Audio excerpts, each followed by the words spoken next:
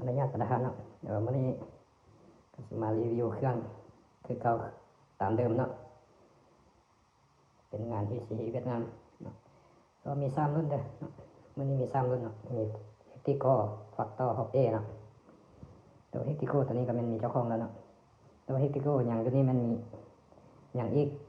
มัดตัวนี้ในอย่างอีก4ชุดเนาะเขาแจ้งเลยเนาะมัดตัวนี้อย่างอีก4ชุดฟักตอนี่มันตัวใส่เราวันนี้มันมีลูกค้าจองแล้วเนาะ3ชุดนี่มันมีลูกค้าจองแล้ว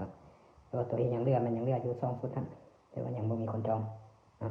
แต่ว่า3ชุดนี่มีคนจองแล้วแต่ว่ามืดแล้วมันมืดเลยละไอ้ที่ฟักตอเนาะแต่ว่ามีอีกแล้วสำหรับฟักตอเนาะประมาณนี้เนาะส่วน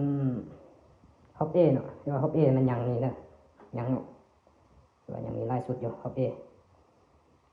ตัวนี้ก็แมนฮอปเอตัวนี้ก็แมนเกี่ยวจัดส่งลูกค้าเนาะ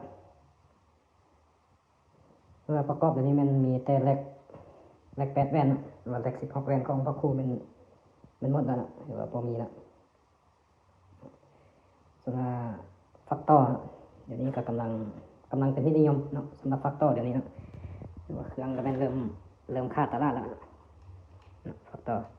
ตัวนี้มันยังบ่มีเจ้าของเลยผู้ใดสนใจหักมาเนาะหักก่อนได้ก่อนเนาะตัวนี้เนาะฟักตอ2025 ล้านเปอร์เซ็นต์เนาะตัวนี้มันสามารถปรับสปริงดอกวาล์วนี่ได้เนาะมักแหงมักคอยมันปรับไปอยู่นี่มักประหยัดลมมักจะไหนประหยัดปรับไปอยู่นี่ตัวนี้มันสามารถปรับลมได้เนาะประมาณนี้เนาะตัวนี้ประกอบเอากรงไก่สีเหลืองมาตัดสีดำเนาะเบิ้งตัวบางงามขึ้นเนาะเบิ้งมันตัดเบิ้งแล้วมันคือว่าตัดตาขึ้นมันบ่สีดำรวดเนาะตัวนี้ก็ฮอปเอตัวนี้ก็ยังบ่ทันมีเจ้าของคือว่าสุดท้ายเนาะสีนี้ว่าเมื่อนี้ก็บ่มีอีกละสำหรับงานเขาเนาะสีดำอันนี้ก็มีคนจองแล้วสีดำตัวนี้แต่ว่าสุดรถที่มันยังพันก็มันยังมีด้วยสำหรับฮอปเอแต่ว่าฟักตอเนี่ยมันเลือแต่2อันนี้นะว่าเมื่อเลยฟักตอเฮติโก้ก็ว่าสุดนั้นก็ยังอีก4ชุดประมาณนี้เนาะมาประกอบแบบไหนสนใจแบบไหนหักมาเอาประกอบให้ประมาณนี้เนาะ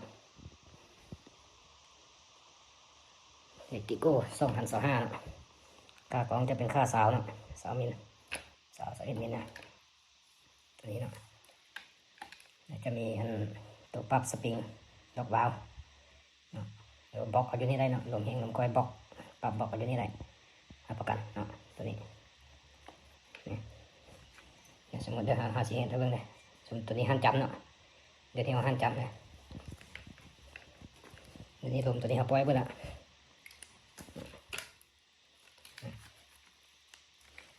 มันจะตันเลยเนาะแต่เวลาเขาไม้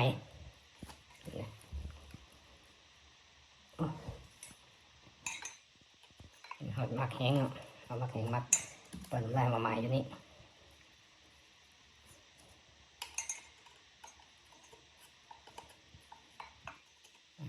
มาอยู่นี่เดี๋ยว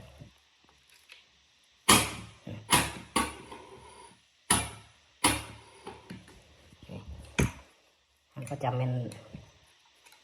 บอกเลยมันก็จำยิงบอกเลยตัวนี้ดอกวาล์วจำเป็นตัดเนาะสำหรับเครื่องห้าง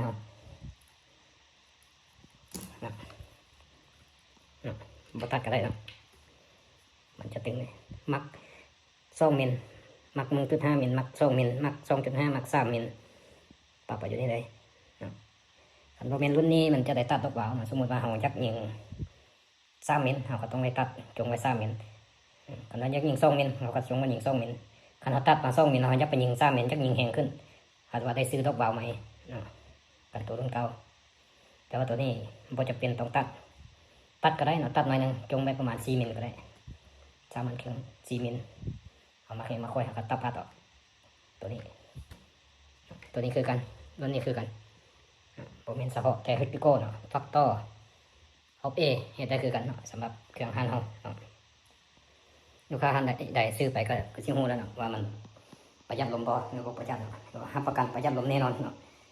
ว่าแต่ก่อนให้ก็บ่อยากประหยัดปานใดเนาะว่ามันได้ตัดดอกวาล์วนี่ว่ามันบ่บล็อก บล็อกแกนวาล์วบ่ได้แต่ก่อนเราบ่ฮู้บล็อกเดี๋ยวนี้เราเฮ็ดแต่งมาให้ว่าสามารถ